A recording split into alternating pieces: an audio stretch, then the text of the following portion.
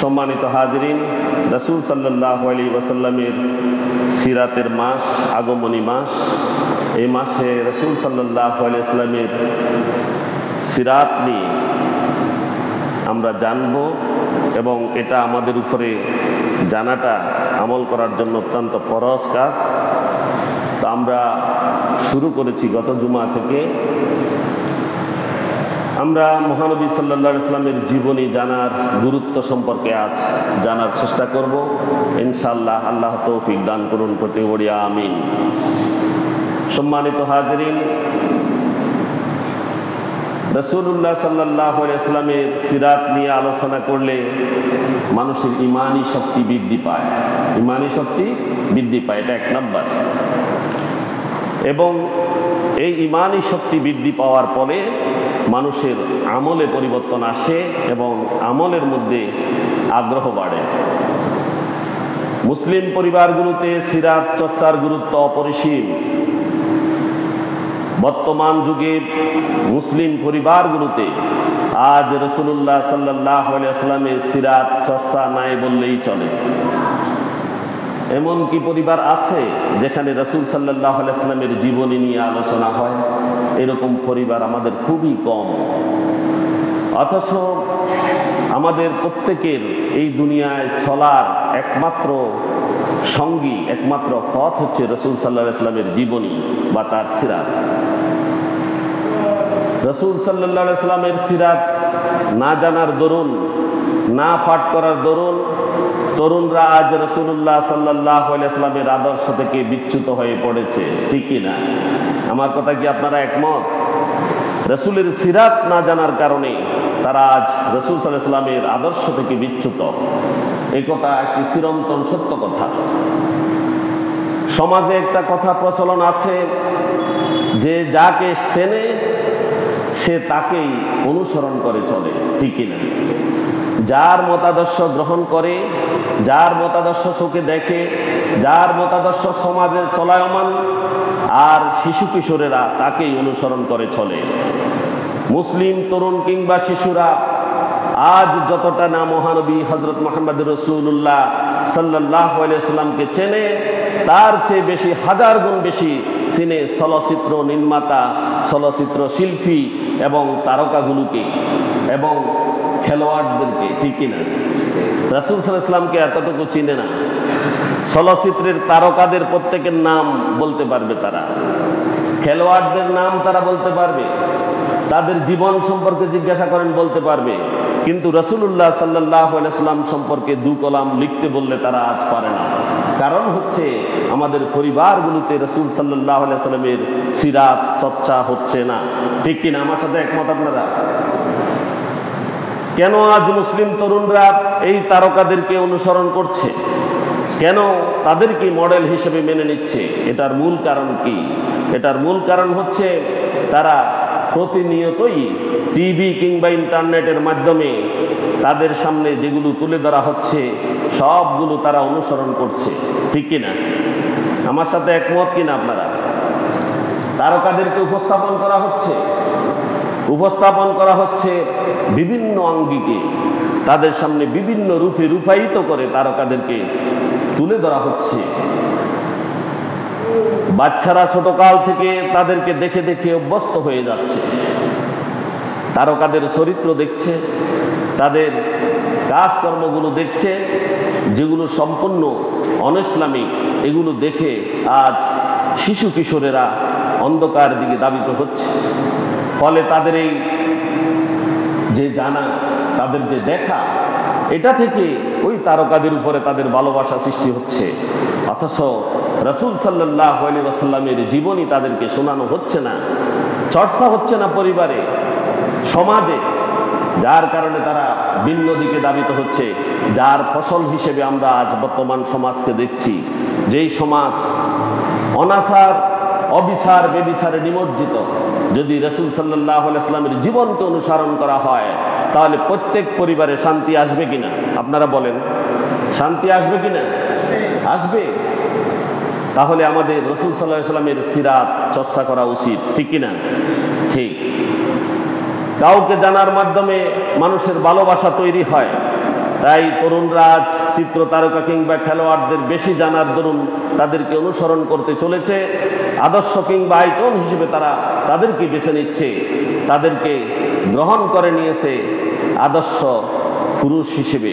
কাদেরকে? ওই তারকাদেরকে, ওই চিত্রশিল্পী, ওই নাট্যকার, এদেরকেই তারা গ্রহণ করে নিচ্ছে।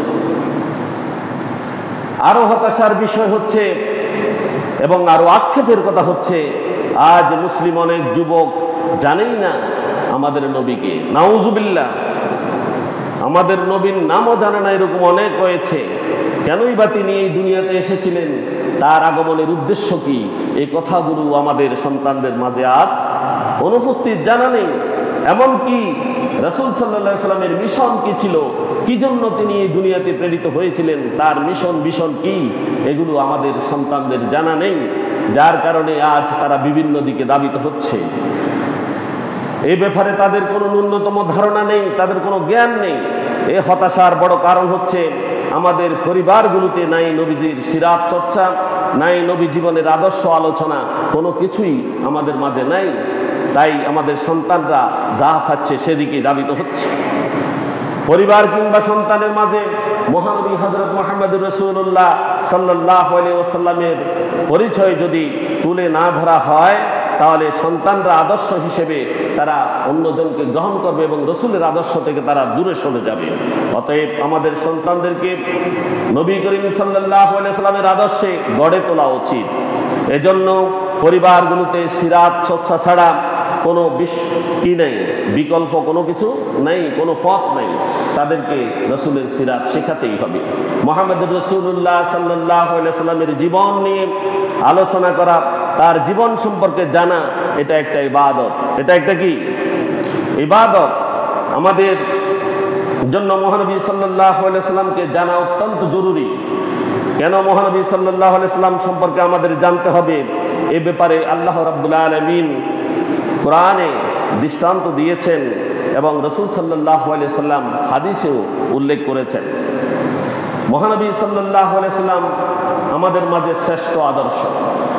আমাদের মাঝে শ্রেষ্ঠ আদর্শকে মহানবী হযরত মুহাম্মদ রাসূলুল্লাহ সাল্লাল্লাহু আলাইহি ওয়াসাল্লাম, তিনি সর্বশ্রেষ্ঠ নবী, তিনি সর্বশেষ নবী, আমাদেরই নবী। আমরা জানি মুহাম্মদ রাসূলুল্লাহ সাল্লাল্লাহু আলাইহি ওয়াসাল্লাম হচ্ছেন হযরত ইব্রাহিম আলাইহিস সালামের দোয়ার ফসল। হযরত ইব্রাহিম আলাইহিস সালামের দোয়ার ফসল। ক্বালা আলাইহিস সালাতু ওয়াস সালাম আনা দাওয়াতু আবি ইব্রাহিম। নবী করিম সাল্লাল্লাহু আলাইহি সাল্লাম বলেছেন যে আমি আমার পিতামহ ইব্রাহিম আলাইহিস সালামের দোয়ার ফসল। নবী ইব্রাহিম পৃথিবীর শ্রেষ্ঠ গড় কাবা নির্মাণ করে হযরত ইসমাইল আলাইহিস সালামকে সাথে নিয়ে রাসূল সাল্লাল্লাহু আলাইহি ওয়াসাল্লামের জন্য দোয়া করেছেন। আল্লাহ রাব্বুল আলামিন কোরআনে তা তুলে ধরেছেন আমাদের জন্য। বিসমিল্লাহির রাহমানির রাহিম। রব্বানা ওয়াবআস ফীহিম রাসূলাম মিনহুম ইয়াতলু আলাইহিম آياتك ويعلمهم الكتاب والحكمة ويزكيهم إنك أنت العزيز الحكيم। আল্লাহ তাআলা বলেন, হযরত ইব্রাহিম আলাইহিস সালাম দোয়া করলেন, রব্বানা, হে আমাদের প্রতিপালক, ওয়াবআস ফীহিম, তাদের মধ্যে আপনি পাঠান, রাসূলান, একজন রাসূল, মিনহুম, তাদের মধ্য থেকে, ইয়াতলু আলাইহিম, তিনি তাদেরকে তেলাওয়াত করে শোনাবেন, আয়াতিকা, আপনার নিদর্শনাবলী, আপনার আয়াতসমূহ, ওয়া ইউআল্লিমুহুমুল কিতাবা, এবং তাদেরকে কিতাব শিক্ষা দিবেন, আসমানি কিতাব শিক্ষা দিবেন, ওয়াল হিকমাতা, তাদেরকে জ্ঞান বিজ্ঞান শিক্ষা দিবেন, ওয়া ইউযাক্কিহিম, এবং তারা যে অপবিত্রতার পথে ছুটছে এই অপবিত্রতা থেকে তাদেরকে পবিত্র করবেন। ইন্নাকা আনতাল আজিজুল হাকিম, নিশ্চয়ই আপনি হচ্ছেন মহাপরাক্রমশালী, প্রজ্ঞাময়। এই কথা দোয়া করেছিলেন হযরত ইব্রাহিম এবং ইসমাইল আলাইহিস সালাম। আল্লাহ তাআলা ইব্রাহিম আলাইহিস সালামের ডাকে সাড়া দিয়ে বলেন, শ্রেষ্ঠ ঘরের পাশে শ্রেষ্ঠ নবী হযরত ইব্রাহিম আলাইহিস সালাম ও শ্রেষ্ঠ সন্তান ইসমাইল আলাইহিস সালামের দোয়ার ফলে শ্রেষ্ঠ বংশে, মক্কার সবচাইতে শ্রেষ্ঠ বংশে শ্রেষ্ঠ নবী হযরত মুহাম্মদ রাসূলুল্লাহ সাল্লাল্লাহু আলাইহি ওয়াসাল্লাম তিনি জন্মগ্রহণ করলেন। আমরা সাধারণত এই দুনিয়াতে যখন মেয়ে যখন বিয়ে দেব, তখন বিয়ে দিতে গেলে জামাইটা কেমন তার একদম আগা থেকে গোড়া পর্যন্ত খোঁজখবর নিয়ে কিনা নিয়ে থাকে। যার হাতে তার কলিজার টুকরা মেয়েকে তুলে দিবেন তার চরিত্র কেমন, তার পরিবারটা কেমন, বংশ পরিচয় বা কি, সব কিছু আমরা তালাশ করি, ঠিক কিনা? আমার আপনার নবী মুহাম্মদুর রাসূলুল্লাহ সাল্লাল্লাহু আলাইহি ওয়াসাল্লামকে শ্রেষ্ঠ নবী করে দুনিয়াতে আল্লাহ রাব্বুল আলামিন পাঠানোর ক্ষেত্রে নবীর পরিবার, বংশ পরিচয় ইত্যাদি ভালো করে যাচাই বাছাই করেছেন। সুবহানাল্লাহ। তথাকথিত ওই সময়ে মক্কার মানুষের চারিত্রিক অবস্থা বেশ নাজুক ছিল। তন্মধ্যে কুরাইশ বংশের লোকদের মাঝে কিছুটা মানবিকতা ছিল। মক্কার লোকগুলো অত্যন্ত খারাপ ছিল। তারা কন্যা সন্তানকে জীবিত প্রতীত করত, তারা খুন খারাপি করত, কথায় কথায় মানুষকে তারা হত্যা করত। এমন এক বংশগুলোর মধ্যে কুরাইশ বংশ ছিল অত্যন্ত বংশীয় এবং কিছুটা মানবিক ছিল। চারিত্রিক দিক দিয়ে তারা কিছুটা ভালো ছিল। মহান আল্লাহ রাব্বুল আলামিন সেই যুগের শ্রেষ্ঠ বংশ কুরাইশ, শ্রেষ্ঠ পরিবার আব্দুল্লাহর ঘরে শ্রেষ্ঠ নবী মুহাম্মদুর রাসূলুল্লাহ সাল্লাল্লাহু আলাইহি ওয়াসাল্লামকে প্রেরণ করেন। শ্রেষ্ঠ নবীর জীবনী জানা কেন আমাদের জন্য জরুরি তার কয়েকটি দৃষ্টান্ত এখানে আমি উল্লেখ করতে চাই।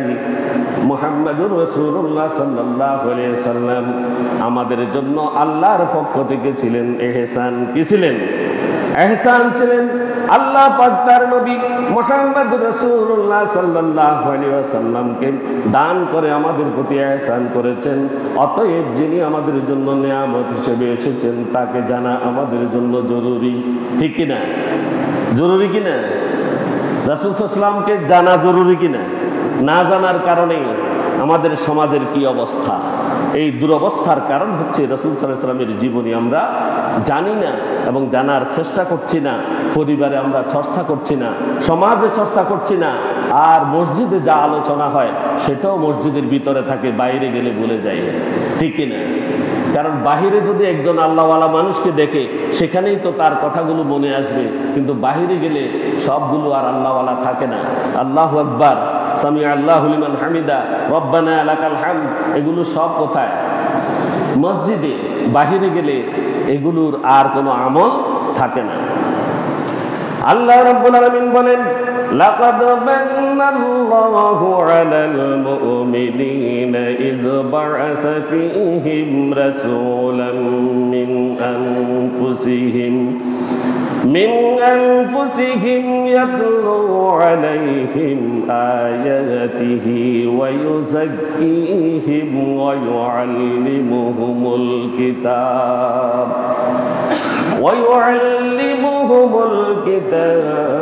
ওয়াল হিকমাতা ওয়া ইন কানু মিন ক্বাবলু লাফী দালালিম মুবিন।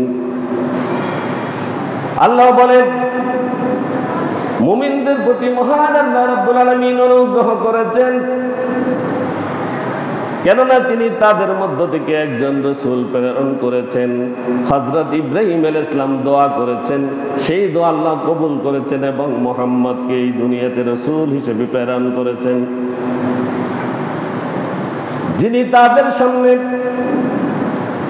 ইয়াতলু আলাইহিম আয়াতিহি, যিনি তাদের সামনে আসমানি কিতাব পাঠ করে শোনাবেন। আসমানি কিতাব পাঠ করে শোনাবেন। আসমানি কিতাব রাসূল পাঠ করে শুনিয়েছেন এবং শুধু শোনাননি, এটাকে এই মদিনাতে মানুষগুলোকে সোনার মানুষে পরিণত করেছেন, ঠিক কিনা? এবং মদিনাতে তিনি ইসলামী স্টেট কায়েম করেছেন। প্রতিটি ঘরে ঘরে শান্তি এসেছিল, প্রতিটি ঘরে ঘরে কোরআনের শিক্ষা ছিল। কিন্তু আমাদের সমাজ আজ কি দুরবস্থায় পরিণত হয়েছে। এই কিতাব কি আমাদের মাঝে আছে কিনা? কোরআন আছে, কিন্তু আমরা অর্থসহ পড়ি না, বুঝে পড়ি না। যারা পড়ি শুধু তেলাওয়াত করি, যারা পড়ি শুধু কি করি? তেলাওয়াত করি। ওই কোরআন অর্থ, ব্যাখ্যা, বিশ্লেষণ, হাদিস ইত্যাদি আমরা পড়ি না। ওয়ায়ুযাক্কিহিম, মক্কার লোকগুলো ছিল নাপাকি, তাদের ঈমান ছিল না, তারা অরাজকতার মধ্যে নিমজ্জিত ছিল, তারা অন্ধকারাচ্ছন্ন যুগে বসবাস করত, তারা ছিল নাপাকি।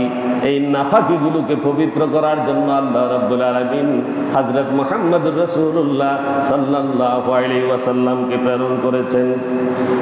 ওয়ায়ুআল্লিমুহুমুল কিতাবা, এবং তাদেরকে কিতাব শিক্ষা দিবেন, ওয়াল হিকমাতা, এবং তাদেরকে বিজ্ঞান জ্ঞান শিক্ষা দিবেন, হিকমত শিক্ষা দিবেন, কলা কৌশল শিক্ষা দিবেন। ওয়া ইন কানু মিন ক্বাবলু লাফি দালালিম মুবিন, তারা ইতিপূর্বে কেমন ছিল? তারা পথভ্রষ্টতার মধ্যে নিমজ্জিত ছিল, তারা পথভ্রষ্ট ছিল জাতি। সেই পথভ্রষ্ট জাতিকে তিনি আলোর দিকে আনার জন্য আল্লাহ রাব্বুল আলামিন হযরত মুহাম্মদ রাসূলুল্লাহ সাল্লাল্লাহু আলাইহি ওয়াসাল্লামকে প্রেরণ করেছেন। আমরা সেই আলো পেয়েছি কিনা? আলোটা আমরা পেয়েও নিজেরা অন্ধকারে আছি। আজ ইসলামের কথা বললে, কোরআনের কথা বললে, পবিত্রতার কথা বললে, কোরআনের দিকে দাবিত হতে বললে তাদের বিপক্ষে একটা দল শক্তভাবে দাঁড়িয়ে যায়, ঠিক কিনা? তাহলে আমরা কি রাসূলের জীবন থেকে শিক্ষা গ্রহণ করেছি কিনা? করতে পারিনি। মহান আল্লাহ পাক রব্বুল আলামিন আমাদেরকে রাসূল সাল্লাল্লাহু আলাইহি ওয়াসাল্লামের জীবন থেকে শিক্ষা গ্রহণ করার তৌফিক দান করুন, প্রত্যেকে বলি আমিন। রাসূলুল্লাহ সাল্লাল্লাহু আলাইহি ওয়াসাল্লাম তিনি ছিলেন বিশ্ববাসীর জন্য রহমত। আল্লাহ বলেন, ওয়া মা আরসালনাকা ইল্লা রাহমাতাল লিল আলামিন, হে নবী আমি আপনাকে বিশ্ববাসীর জন্য রহমত হিসেবে প্রেরণ করেছি। রাসূল সাল্লাল্লাহু আলাইহি ওয়াসাল্লামকে আল্লাহ পাঠিয়েছেন রহমত হিসেবে। এখন আমরা রহমত কোথায় খুঁজি? রহমত আমরা কোথায় খুঁজছি? রাসূল সাল্লাল্লাহু আলাইহি ওয়াসাল্লামের জীবনীর মধ্যে কি রহমত আছে কিনা? আছে? আপনারা বলতেছেন না কেন? রাসূল সাল্লাল্লাহু আলাইহি ওয়াসাল্লামের জীবনীতে রহমত আছে কিনা? তাহলে আমরা রহমতটা কোথায় খুঁজছি? রাসূল সাল্লাল্লাহু আলাইহি ওয়াসাল্লামের জীবনটাকে আমরা খুঁজছি না। আমরা আদর্শ হিসেবে কাকে গ্রহণ করছি? যাদেরকে গ্রহণ করছি একমাত্র জাহান্নামে যাওয়ার জন্য আমাদের পথ পরিষ্কার হচ্ছে, ঠিক কিনা? আল্লাহ পাক রব্বুল আলামিন আমাদেরকে রাসূলুল্লাহ সাল্লাল্লাহু আলাইহি ওয়াসাল্লাম যে রহমত, সেই রহমতের ছায়াতলে আমাদেরকে প্রত্যেককে সমবেত হওয়ার তৌফিক দান করুন, প্রত্যেক বলি আমিন। নবী মুহাম্মদ রাসূলুল্লাহ সাল্লাল্লাহু আলাইহি ওয়াসাল্লাম যেমন মুমিনদের জন্য ছিলেন রহমত, তেমনি তিনি কাফেরদের জন্য ছিলেন রহমত। শুধু কি মুসলমানদের জন্য? কাফেরদের জন্য রহমত ছিলেন না? ছিলেন। তাফসীরে তাবারিতে ইমাম তাবারি রাহমাতুল্লাহ আলাইহি ইরশাদ করেছেন, ইবনে আব্বাস রাদিয়াল্লাহু তাআলা আনহু বর্ণনা করেছেন, তিনি বলেন আল্লাহ পাক নবী মুহাম্মদুর রাসূলুল্লাহ সাল্লাল্লাহু আলাইহি ওয়াসাল্লামকে এই বিশ্ববাসীর জন্য রহমত স্বরূপ প্রেরণ করেছেন। তিনি মুমিনদের জন্য রহমত এবং কাফেরদের জন্য রহমত। মুমিনদের জন্য রহমত এই জন্য যে তার মাধ্যমে আল্লাহ মুমিনদের হেদায়েত দান করেছেন। কি করেছেন? হেদায়েত কার মাধ্যমে? হেদায়েতের মাধ্যম কি? কে? রাসূলুল্লাহ সাল্লাল্লাহু আলাইহি ওয়াসাল্লাম। রাসূলকে না মানলে তার কাছে হেদায়েত আসেনি? আছে। রাসূলকে অনুসরণ না করলে তার মধ্যে হেদায়েত নাই। আমাদেরকে ঈমানে প্রবিষ্ট করিয়েছেন রাসূলুল্লাহ সাল্লাল্লাহু আলাইহি ওয়াসাল্লাম। তিনি আল্লাহর পক্ষ থেকে যা নিয়ে এসেছেন তার উপর আমল করে জান্নাত অর্জন করার জন্য। জান্নাত অর্জন করার জন্য। আর কাফিরদের জন্য তিনি রহমত হচ্ছেন। যতদিন এই দুনিয়াতে মুমিনরা থাকবে ততদিন পর্যন্ত কিয়ামত দূরে, ঠিক কি না? শাস্তিটা দূরে। অর্থাৎ কাফেররা এই দুনিয়াতে তাৎক্ষণিকভাবে শাস্তি পাচ্ছে না, শুধু মুমিনদের কারণে, মুমিনরা থাকার কারণে দুনিয়াতে ধ্বংস হচ্ছে না। অতীতে অনেক নবী রাসূলের উম্মতেরা তারা ধ্বংস হয়ে গিয়েছিল, তাদের মধ্যে যখন ঈমান কমে গিয়েছিল তখন তাড়াতাড়ি তাদের উপরে গজব নেমে এসেছিল, ঠিক কি না? গজব নেমে এসেছিল। আজ আমাদের মধ্যে কিছু ঈমানদার থাকার কারণে আমাদের কাছ থেকে আযাব দূরে। তাই আযাব দূরে হওয়ার কারণে এটা কাফের যারা তাদের জন্য এটা একটা রহমত। মহানবী হযরত মুহাম্মদুর রাসূলুল্লাহ সাল্লাল্লাহু আলাইহি ওয়াসাল্লাম উম্মতের দরদি নবী ছিলেন। উম্মতের জন্য কি ছিলেন? দরদি নবী ছিলেন।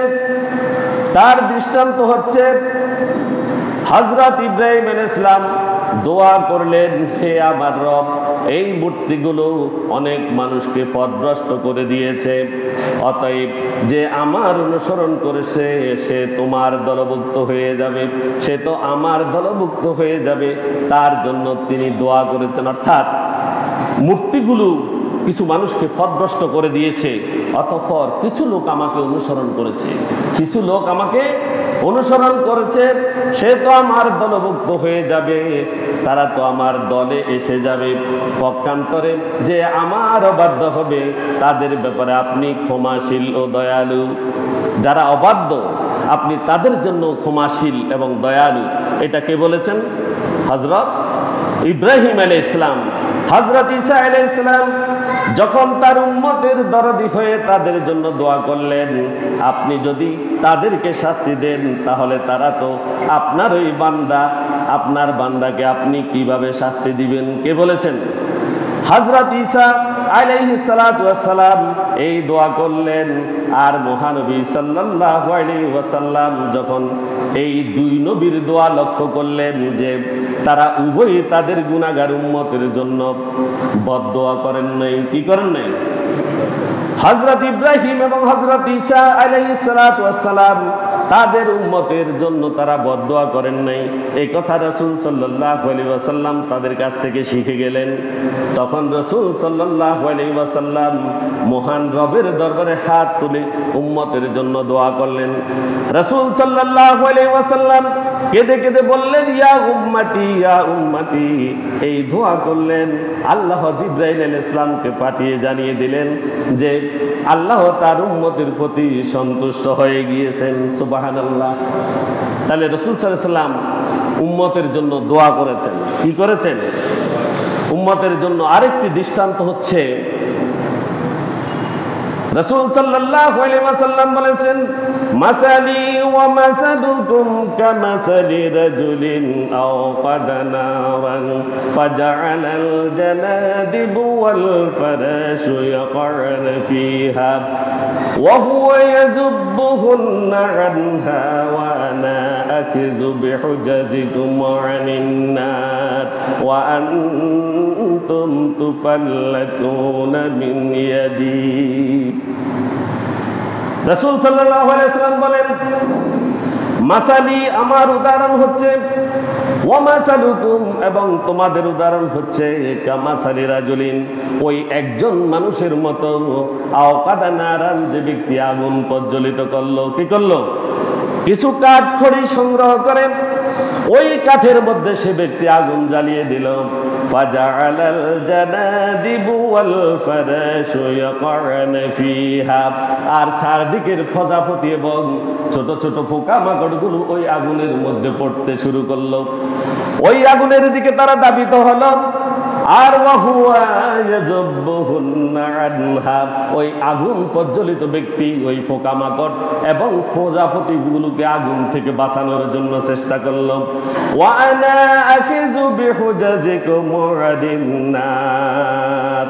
আর আমিও তো তোমাদের কোমর ধরে তোমাদেরকে জাহান্নাম থেকে বাঁচানোর চেষ্টা করছি। কে বলছেন? রাসূলুল্লাহ সাল্লাল্লাহু আলাইহি ওয়াসাল্লাম বলছেন, আমি তো তোমাদের কোমর ধরে আছি, দুই হাত দিয়ে তোমাদের কোমরকে শক্ত করে ধরেছি। ওয়া আনতুম তাফাল্লাতুনা মিন ইয়াদি, আর তোমরা কি করছো? আমার হাত থেকে তোমরা ছিটকে যাচ্ছ, আমার হাত থেকে তোমরা ছুটে যাচ্ছ, আমার হাত থেকে ছুটে তোমরা আমার জীবন থেকে দূরে সরে যাচ্ছ এবং তোমরা জাহান্নামের দিকে ধাবিত হয়ে যাচ্ছ। নাউজুবিল্লাহ। রাসূল সাল্লাল্লাহু আলাইহি ওয়াসাল্লামের জীবনী আমাদের জানা দরকার আছে কিনা বলেন? আছে কিনা? রাসূল সাল্লাল্লাহু আলাইহি ওয়াসাল্লামের পথে আমাদেরকে চলা, তার পথ অনুসরণ করে চলা আমাদের জন্য প্রয়োজন রয়েছে কিনা? আছে, প্রয়োজন রয়েছে। আর যদি তাকে আমরা অনুসরণ না করি তাহলে ওই আগুনে পড়ে যাওয়ার মতো আমাদের অবস্থা হবে, অর্থাৎ আমরা চিরস্থায়ী জাহান্নামী হয়ে যাব। নাউজুবিল্লাহ। রাসূল সাল্লাল্লাহু আলাইহি ওয়াসাল্লামের আরেকটি দৃষ্টান্ত হচ্ছে ফেরেশতাদের আযাব দেয়া থেকে তিনি বিরত রেখেছেন। মহানবী সাল্লাল্লাহু আলাইহি ওয়াসাল্লাম যখন তায়েফে যখন নির্যাতিত হয়ে রক্তাক্ত দেহ নিয়ে পাহাড়ের পাদদেশে বসেছিলেন, এক সময় এখানে ফেরেশতা এসলেন। পাহাড়ের ফেরেশতারা কারা? পাহাড়ের ফেরেশতারা এসে বললেন, আল্লাহ আপনার ব্যাপারে আপনার সন্তানদের কথা শ্রবণ করেছেন, আমার রব আপনাকে আমার কাছে পাঠিয়েছেন, আপনি আমাকে নির্দেশ প্রদান করুন। রাসূল সাল্লাল্লাহু আলাইহি ওয়াসাল্লাম তার জীবন যখন বিষাক্ত বিস্ময় হয়ে গিয়েছিল, রাসূল সাল্লাল্লাহু আলাইহি ওয়াসাল্লামের চাচা আবু তালিব এবং তার সহধর্মিণী হযরত খাদিজা রাদিয়াল্লাহু তাআলা আনহা, তারা দুইজন যখন একই বয়সে একই সময়ে 2 মাসের ব্যবধানে তারা দুজন ইন্তেকাল করলেন। তাদের আশ্রয়দাতা ছিলেন এই দুজন, রাসূল সাল্লাল্লাহু আলাইহি ওয়াসাল্লামের আশ্রয়দাতা ছিলেন মক্কাতে এই দুইজন।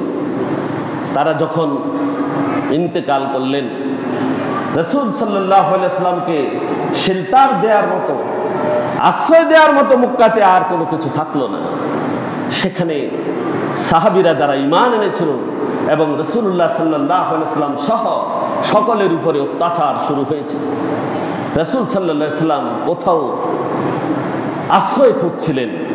তিনি মনে করলেন যে আমি মুহাম্মদ যখন বিবি হালিমার কাছে গিয়েছিলাম, শৈশবকালে আমি যখন শিশু ছিলাম, আমাকে সেখানে নিয়ে গিয়ে আমার মা হালিমার গৃহে যখন আমি ছিলাম, তখন সেই তায়েফের ভূমিটি উর্বর হয়েছিল আমার ছোঁয়াপে। আমার কারণে আল্লাহ পাক রব্বুল আলামিন এই তায়েফকে উর্বর করে দিয়েছিলেন। শুকনা গাছগুলোতে পত্রপল্লব জাগিয়েছিল, আর মরুভূমির এই উদ্যানের মধ্যে সেখানে ঘাস জমিয়েছিল। সেখানে কৃষকায় পশুগুলো তাদের মাংস পেয়েছিল এবং সেখানে সমস্ত পশুগুলো খুব বেশি দুধ দিয়েছিল। সেই তায়েফকে রাসূল সাল্লাল্লাহু আলাইহি ওয়াসাল্লামের কারণে আল্লাহ রাব্বুল আলামিন উর্বর করে দিয়েছিলেন। রাসূল চিন্তা করলেন, আমি যদি এখন তায়েফে যাই, ওই তায়েফের মানুষগুলো তো আমি মুহাম্মদ রাসূলুল্লাহ সাল্লাল্লাহু আলাইহি ওয়াসাল্লামকে চেনে এবং আমার সম্পর্কে তারা জানে, আমি সেখানে গিয়ে ইসলাম প্রচার করব, সেখানে আশ্রয় নেব।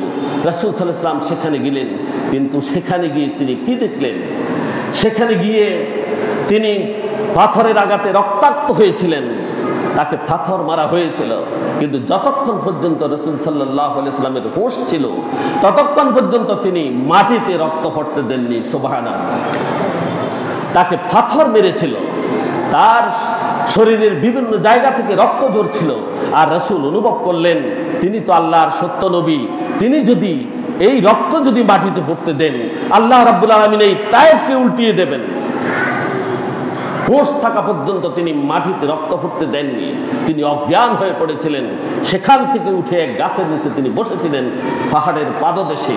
আর সেখানে পাহাড়ের ফেরেশতা এসে বলল, আপনি নির্দেশ দেন, আমি 2টি পাহাড়কে তায়েফের বাসীর জন্য একত্র করে দেব, সমস্ত তায়েফবাসীকে পাহাড়ের চিপায় ধ্বংস করে দিব।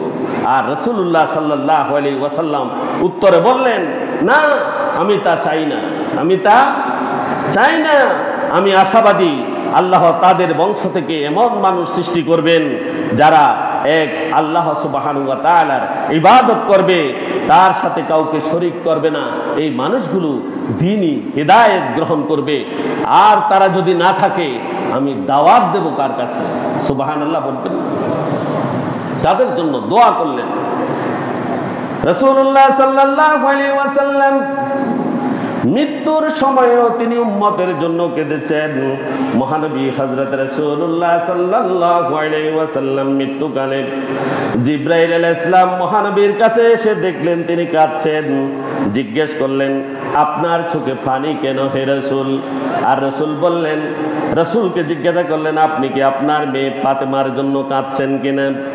তার জন্য তো আপনার কাঁদার কথা না, কারণ আপনি মুহাম্মদুর রাসূলুল্লাহ সাল্লাল্লাহু আলাইহি ওয়াসাল্লাম তাকে জান্নাতে মহিলাদের নেত্রী হিসেবে ঘোষণা করেছেন।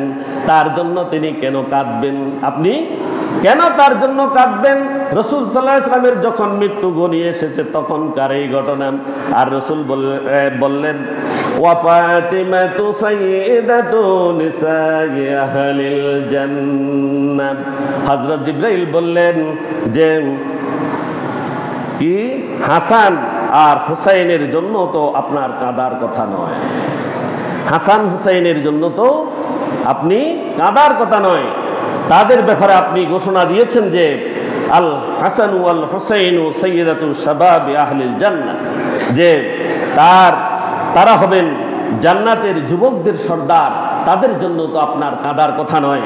রাসূল সাল্লাল্লাহু আলাইহি সাল্লাম জবাবে বললেন, আমি আমার ফাতেমার জন্য কাঁদি না, আমি হাসান আর হুসাইনের জন্য কাঁদি না, আমি কাঁদি আমার গুনাহগার উম্মতের জন্য, আমার গুনাহগার উম্মতের জন্য আমি কাঁদি।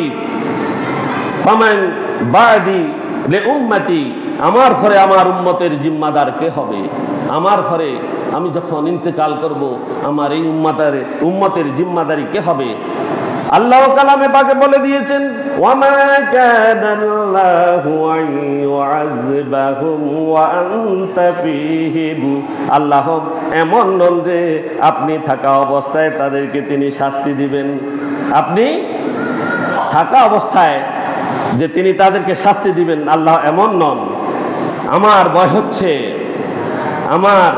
ভয় হচ্ছে না জানি আমি চলে যাওয়ার পর আমার উম্মতের উপরে আযাব এসে পড়ে। কে বলেন? রাসূলুল্লাহ সাল্লাল্লাহু আলাইহি ওয়াসাল্লাম তিনি উম্মতের জন্য কেঁদেছেন।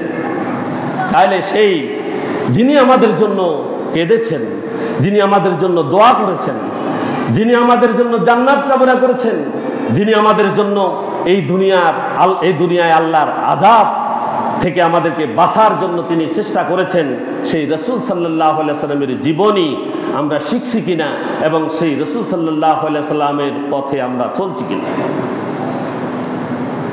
সম্মানিত হাজিরিন, রাসূলুল্লাহ সাল্লাল্লাহু আলাইহি ওয়াসাল্লামের নৈতিক চরিত্র কেমন ছিল? নবীজি সাল্লাল্লাহু আলাইহি সাল্লামের চরিত্র গুণাবলী, তার সিরাতের এক উজ্জ্বল দিক, তিনি ছিলেন মহৎ চরিত্র, উত্তম আচার আচরণের অধিকারী। একজন মানুষের মধ্যে যত উৎকৃষ্ট গুণাবলী থাকতে পারে তার সবগুলো রাসূল সাল্লাল্লাহু আলাইহি সাল্লামের কাছে ছিল, তার মধ্যে পরিপূর্ণভাবে বিদ্যমান ছিল। স্বয়ং আল্লাহ তাআলা তার এই মহান চরিত্রের স্বীকৃতি দিয়েছেন কোরআনে কারীমে, ঠিক কিনা? মহান আল্লাহ পাক রব্বুল আলামিন ইরশাদ করেন, ওয়া ইন্নাকা লাআলা খুলুকিন আযীম, নিশ্চয়ই আপনি হচ্ছেন উত্তম চরিত্রের সর্বোচ্চ শিখরে আরোহণকারী। আপনি উত্তম চরিত্রের সর্বোচ্চ শিখরে আছেন। এই পৃথিবীতে তার আগমনের অন্যতম উদ্দেশ্য ছিল নৈতিক গুণাবলীকে পরিপূর্ণতার পর্যায়ে পৌঁছে দেওয়া। তিনি নিজেই বলেছেন, ইন্নামা বুইসতু লিউতাম্মিমা মাকারিমাল আখলাক, আমি কেবলমাত্র সুন্দর চরিত্রকে পূর্ণতা দেওয়ার জন্য প্রেরিত হয়েছি। তাহলে এই সুন্দর চরিত্রের পরিপূর্ণতার জন্য আমাদের কি করা উচিত? কোনো আদর্শকে গ্রহণ করলে আমাদের উন্নত চরিত্র আসবে, আমাদের চরিত্রে পরিপূর্ণতা আসবে কোনো আদর্শে আসবে কিনা? আপনারা কি চুপ কেন? আমরা কি এখানে সবাই এক মতাদর্শের লোক কিনা? এক মতাদর্শের লোক নেই, সবাই মানি রাসূল সাল্লাল্লাহু আলাইহি ওয়াসাল্লামকে নবী হিসাবে সবাই মানি, আল্লাহকে রব হিসাবে মানি, কিন্তু বাস্তবে কতটুকু মানি? আমাদের কাজে কর্মে কি প্রতিফলিত হচ্ছে? আমাদের রসুলের শিক্ষা কি নিজের জীবনে আছে, পারিবারিক জীবনে আছে, সমাজে আছে, রাষ্ট্রে আছে? তাহলে আমরা কি করে দাবি করি যে আমি মুসলিম, ইসলাম আমার ধর্ম, আমি রসুলের অনুসারী? এই কথা বলি কিভাবে যে আমি তো আমার পরিচয় এখন আমি মুসলিম, আমার পরিচয় আমি ইমানদার? তাহলে রসুল সাল্লাল্লাহু আলাইহি ওয়াসাল্লাম যখন মদিনাতে ইসলামী স্টেট কায়েম করেছিলেন, সেখানে যে লোকগুলো ছিল তাদের ঈমান কেমন ছিল? তারাও তো ইমানদার ছিল নাকি? তারা রসুলের অনুসারী ছিল, ঠিক কিনা? তাদের নাম ছিল মুসলিম। তাহলে তাদের মধ্যে আর আমাদের মধ্যে পার্থক্য কি? এই পার্থক্যটা আমরা জেনেছি কিনা? তাদের মধ্যে আমাদের মধ্যে পার্থক্য হলো তারা রাসূল সাল্লাল্লাহু আলাইহি ওয়াসাল্লামের কথা, কাজ এবং মৌন সম্মতিকে তারা প্রাধান্য দিয়েছেন। তারা এক সুলো রাসূল সাল্লাল্লাহু আলাইহি ওয়াসাল্লামের কথার বাইরে যাননি। যারা এক কদমও কোরআনের বাইরে যাননি, হাদিসের বাইরে যাননি, রসুলের পরামর্শ ছাড়া, রসুল সাল্লাল্লাহু আলাইহি ওয়াসাল্লামের পরামর্শ ছাড়া তারা কোনো কাজও করেননি। এবং তাহলে আমরা এই দুনিয়াতে কি করছি? আমরা তো মুসলমান, আমরা তো ইমানদার, আমাদের ইমানের গতি কত দুর্বল, দুর্বল কিনা? দুর্বল যদি না হয় তাহলে আমরা রাসূল সাল্লাল্লাহু আলাইহি ওয়াসাল্লামের মত ও পথে নাই কেন? হ্যাঁ আছি, একটা আশার আলো আছে আমাদের আশার আলো আছে। এই মানুষগুলো, বাংলাদেশের মুসলমানগুলো বিশেষ করে, আমি তো বাংলাদেশের গুলো দেখেছি, বাংলাদেশের মানুষগুলো ধর্মীয় দিক থেকে দুর্বল। ধর্মীয় দিক থেকে কি দুর্বল? কোরআন এবং হাদিসের কাছে দুর্বল, আর আলেম ওলামার কাছেও দুর্বল, ঠিক কিনা? কথা বলেন না, ঠিক কিনা? ঠিক। পিছন দিয়ে যাই করে, পিছন দিয়ে গিয়ে করে ফলা লাড়ে, ওই আলেম ঠিক না, এই হুজুর ঠিক না, আরে রাসূল সাল্লাল্লাহু আলাইহি ওয়াসাল্লামের এগুলো না মানলে বা কি হবে? এগুলো খামখেয়ালি, এগুলো কি খামখেয়ালি। কিন্তু আসলে রসুলের প্রতি তাদের কি আছে? দরদ আছে। ইসলামের প্রতি দরদ আছে। দরদ যদি না থাকে, রাত্রিতে মদ খাওয়ার সময় মোষ আলগায় রাখে, ঠিক নেই? মোষরে আলগাই খায়, বলে মোষ কেন আলগায় রাখছ? মোষের লগে যদি মদ লাগে তাহলে মাকরু হয়ে যাবে না? ওখানে কিন্তু হারাম খাচ্ছে, হারাম খাওয়ার সময় মাকরুর ভয় আছে। কি আছে? মাকরুর ভয় আছে। এই ভয়টা আছে, কিন্তু আসলে ভুলে যায়। আসলে কি ভুলে যায়? ঋতুও 6টা, আমাদের ঋতুও কয়টা? 6টা। 12 মাসে 6 ঋতু, 2 মাস পর পর ঋতু বদল হয়, আর 2 মাস পর পর সবকিছু ভুলে যায়। সবকিছু কি ভুলে যায়? গরমের দিন আসলে তখন কয়, আহা যদি একটু ঠান্ডা আসতো, এখন কি গরম পড়তেছে এইটা। আবার শীতকাল আসলে কয় একটু যদি গরম হইতো। এই ধরনের চিন্তা ভাবনা। কিন্তু এটা বিশ্বাস নাই যে আমাদের 6টা ঋতু। কয়টা ঋতু? 6 ঋতুতে 6 রকম হবে, এটা বিশ্বাস করতে হবে। তাই আমাদের বিশ্বাস আছে, কিন্তু বাস্তবে আমাদের কিছু আকাঙ্ক্ষা আছে। কি আছে?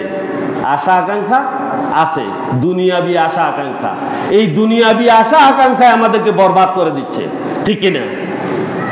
ঋতু এক ঋতুতে আসি, আরেক ঋতুর আকাঙ্ক্ষা করে।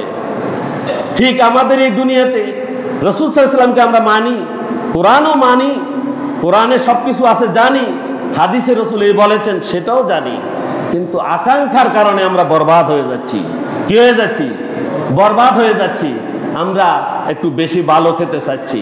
আল্লাহ যা রিজিক বরাদ্দ করছেন সেটার উপরে মাঝখান দিয়ে হাত দেওয়া শুরু করেছে।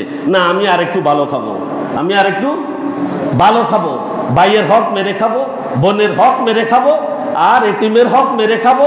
এই পাড়া প্রতিবেশী যা আছে তাদের হকগুলো বেড়ে খেয়ে আমি বড় লোক হবো। এই আকাঙ্ক্ষার কারণে শেষ হয়ে যায়, ঠিক কিনা? কথা বুঝেন না কথা? এই সমস্ত আকাঙ্ক্ষা শেষ করে দিচ্ছে। আকাঙ্ক্ষা হবে কোনটা? পরকাল। আকাঙ্ক্ষা হবে কি? পরকাল। আল্লাহ কি বলেছেন, রসুল কি বলেছেন, সেই মতে চলে পরকালে জান্নাত পাওয়ার আকাঙ্ক্ষা থাকতে হবে।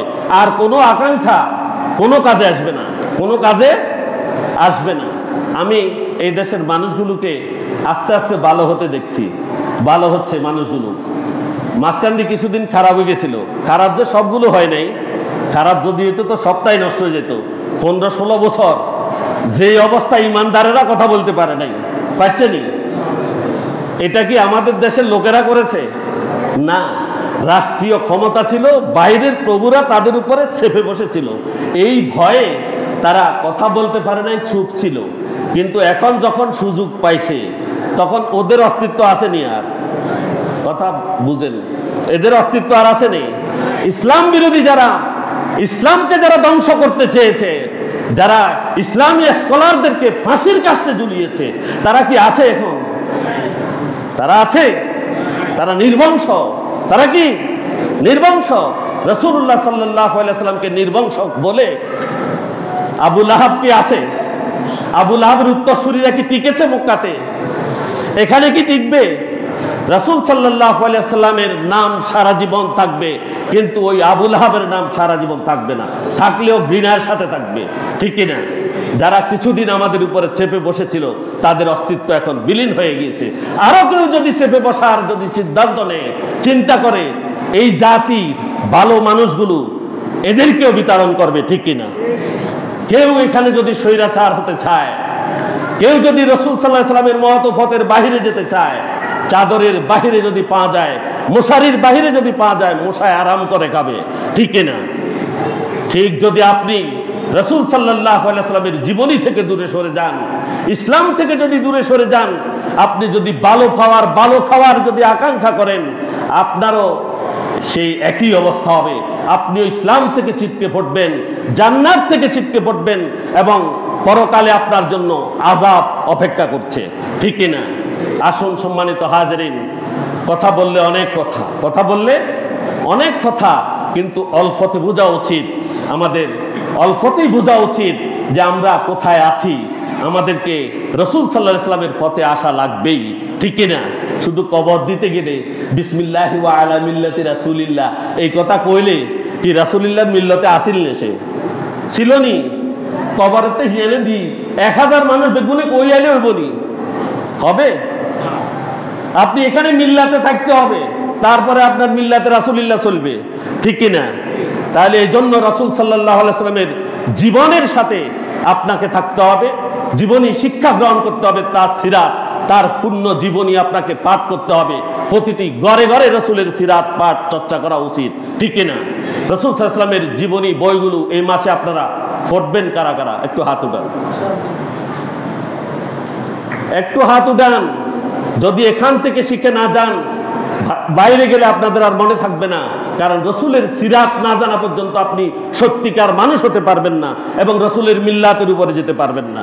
রাসূল সাল্লাল্লাহু আলাইহি ওয়াসাল্লামের সিরাত পাঠ করা আমাদের জন্য কি ইবাদত? এটা কি ইবাদত? এই ইবাদত আমরা করব এবং রাসূলুল্লাহর মিল্লাতে আমরা যাতে কবরে যেতে পারি এই চিন্তা আমরা করব। আল্লাহ আমাদের প্রত্যেককে তৌফিক দান করুন, প্রত্যেকে বলি আমিন। ওয়া আখিরু দাওয়ানা আলহামদুলিল্লাহি রাব্বিল আলামিন। আসসালামু আলাইকুম ওয়া রাহমাতুল্লাহি ওয়া বারাকাতুহু।